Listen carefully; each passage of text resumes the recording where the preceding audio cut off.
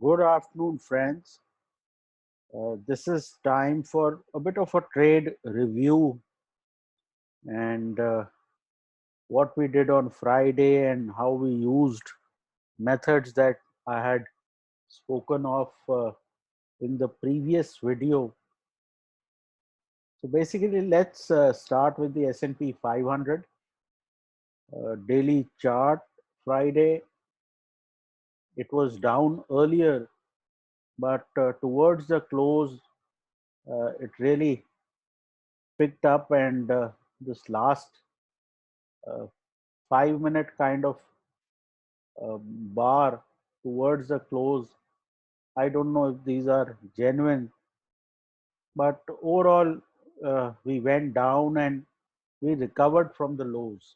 Why this is important is it shows something important that I will be talking about, which is mean reversion, where markets throughout the world, what they are doing is they first go down or go up to an extreme and then reverse from there. Okay. So let me get to the whiteboard and explain to you the two contexts of the market and how different setups need to be applied there.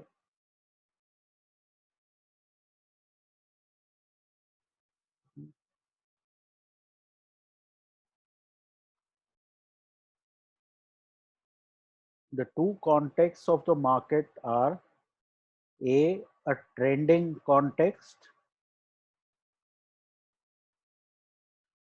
The trend could even be a downtrend, and B is a more range bound or a mean reversion context. So this is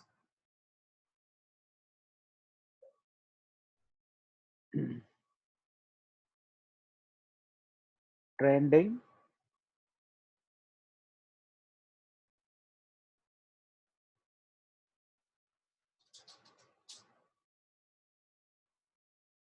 and this is mean reversion,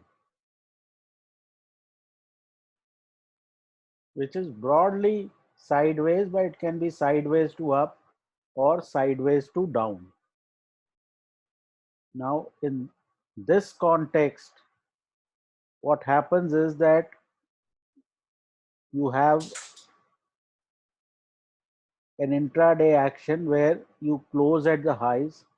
Next day, you open somewhere near the close, take out the high, and again have a trending day. In a mean reversion context, if you have a trending day which closes at the highest point, the next day you can gap up and you can give back substantial amount of gains. So 2 months in the year, you have these sort of markets where the lows or the highs are crossed and the next day travels in the same direction. 10 months, you have this context because it's obvious that markets don't keep moving up or keep moving lower at the same pace. When there are newsy markets, they tend to trend more than when you have markets which are bereft of news. So having said this, let's go back to our charts and see what we did. First, let me just show you a snapshot of what we did yesterday.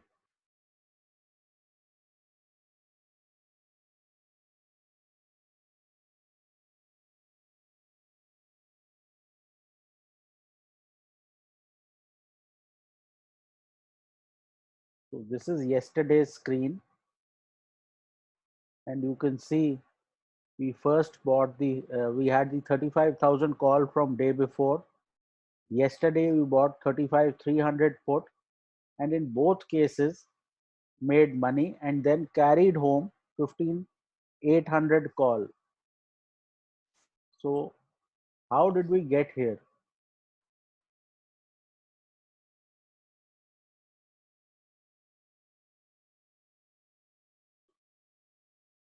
So let's look at the Bank Nifty. Now on the expiry day, what happened was after this close, a week close on Wednesday, Thursday we opened flat. And let me be honest, I didn't have a very good time here because I was expecting the market to test Wednesday's lows and come back. But instead, what it did was it first gapped up. So, till half a day, I was not having a good time. Somewhere here, I cut all my short positions and went long and carried them for the next day, basically because the US inflation data, because the bond yield was not really showing any sort of interest rate rise, we carried home the long positions on Thursday night in the US. The US markets kind of closed soft. So the expectation was that even if we do get a gap up, it may not sustain. Now, as you can see here, we made a little M pattern.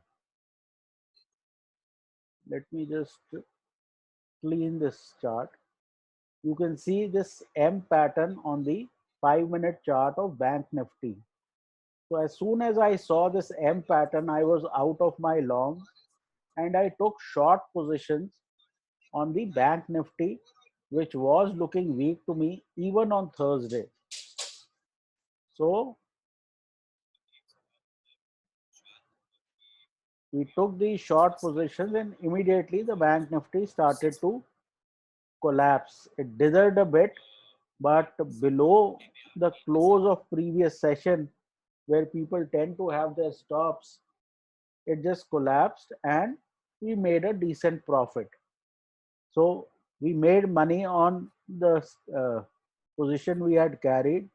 We made money on the fresh put position that we took. After that, the Bank Nifty went flat. But on the Nifty, what happened was that you had this kind of downside, but Nifty closed way above its lows. So that gave an idea that possibly Nifty was the stronger index, and Monday you could have a long position. Now, going back, our setup for a sideways market is if we close at the highs and you have a gap up and it does not sustain, if it does not show follow through, chances are all these guys who are long here will give up positions and get out. So you will create this kind of intraday downside. These days, you get profit booking each day. The market is up or down and cannot sustain. So the profit booking on Nifty was much more shallower than Bank Nifty. Clearly, Nifty was stronger. So we took calls of this and carried them home.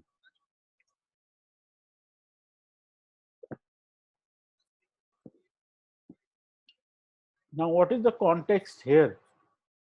The context here is there is very little use of prediction. Could anyone one would have could have predicted that Bank Nifty would not show follow through? But the setup worked. The setup was that everybody is hoping for follow through, and when that follow through does not come, they will quit their positions. So more than prediction, it is basically the market sets up in one direction and then reverses, which is also known as mean reversion. So basically what is happening is around 12:30, 1 o'clock, the market gets exhausted in one direction and then it takes the other direction.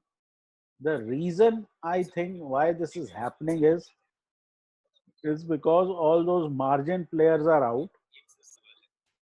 You know what those margin players did was that it gave the market excess momentum.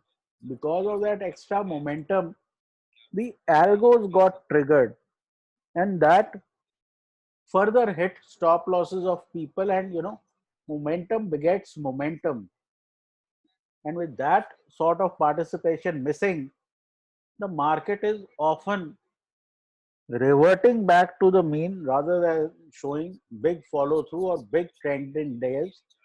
And you have to assess whether the market is ready for mean reversion or not, and that you can assess if it stops showing you follow through.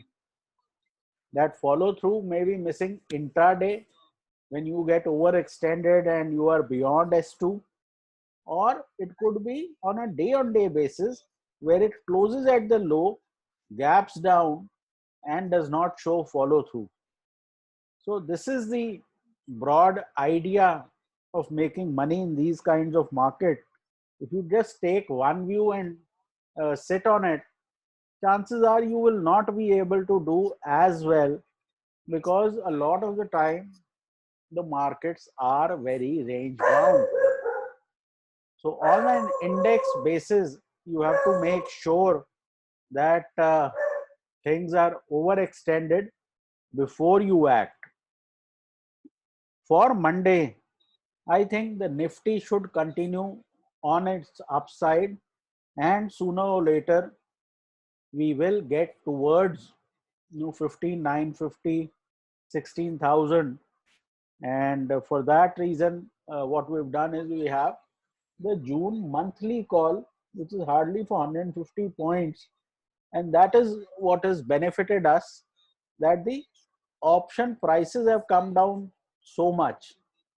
Again, on this Nifty call, you are not looking for the home run. Basically, 30 to 40 points on the Nifty call should be enough before the market takes a break, and the momentum kind of moves on the bank Nifty. While it is weak, it is not breaking down. So even on the bank Nifty, the time to buy puts is when it has a 250 300 point rally and then fails to show follow through. I don't think it is heading to 34,000 just yet. So the idea remains that you keep on trying to take the mean reversion trades rather than big trending calls in one direction or the other. In terms of the pivots on the weekly chart, I think Nifty pivot is now on a weekly basis 15,734, and bank Nifty pivot is about 35,077, so very close by. So it's possible that next week we try to have some sort of upside. On a weekly charting basis, if you see Nifty weekly chart had a narrow range bar after 3 upside weeks. So often these kind of bars are consolidation and market moves up from here, but be cautious because of certain wild moves like Reliance every day moving up 2%, then coming down 2%, IT all of a sudden taking off. So these sort of flashy moves are generally not impressive. Bank Nifty has had a 3-week range. The downside of this range is about 34,500. The upside is about you can say 35,800. Last week was extremely narrow. Previous 3 weeks have been narrow.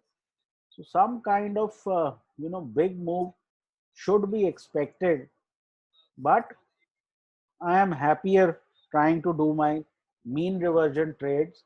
For those who haven't, the video previous to this one, where I have spoken about the edge in options buying, should be watched, and then you will get a handle on what exactly I am talking about in terms of mean reversion. That should be it. Take care, trade well, and please consult your financial advisor.